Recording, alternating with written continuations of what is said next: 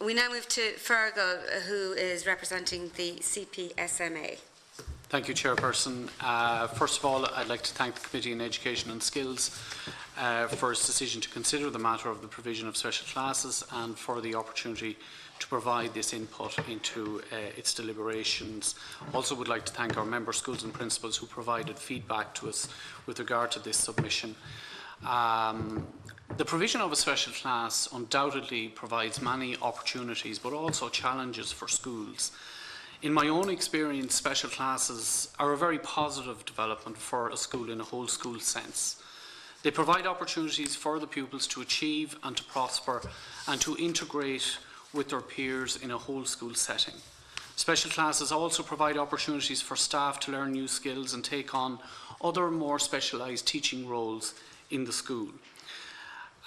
Special classes in our schools also provide opportunities for our school communities to enrich themselves in the knowledge and learning and support for pupils with special needs.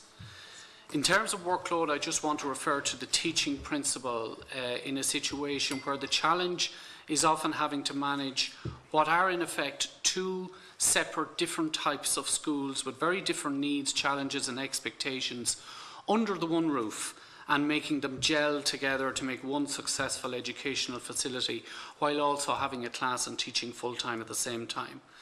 And a lot of the significant tasks for principals would be consulting with the other professionals, creating, maintaining appropriate physical environment for pupils, sourcing, purchasing associated educational equipment technology, and also the increased administration, which is a feature often of having the special classes, such as policy formation, dealing with admissions, formation of support plans, etc.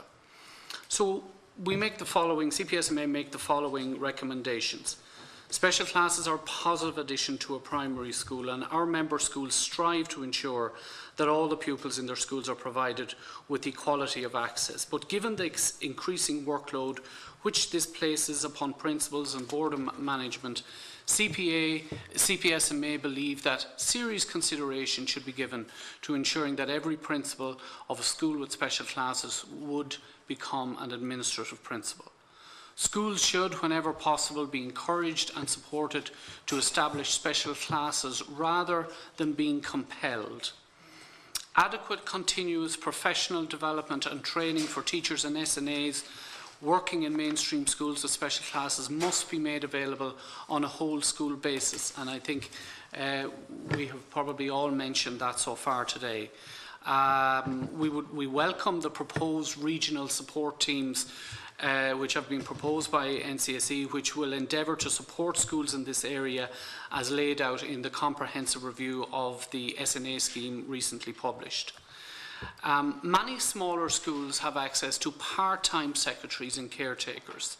I referred to the creating of sensory needs, and sometimes that includes better facilities in terms of sensory gardens and so on.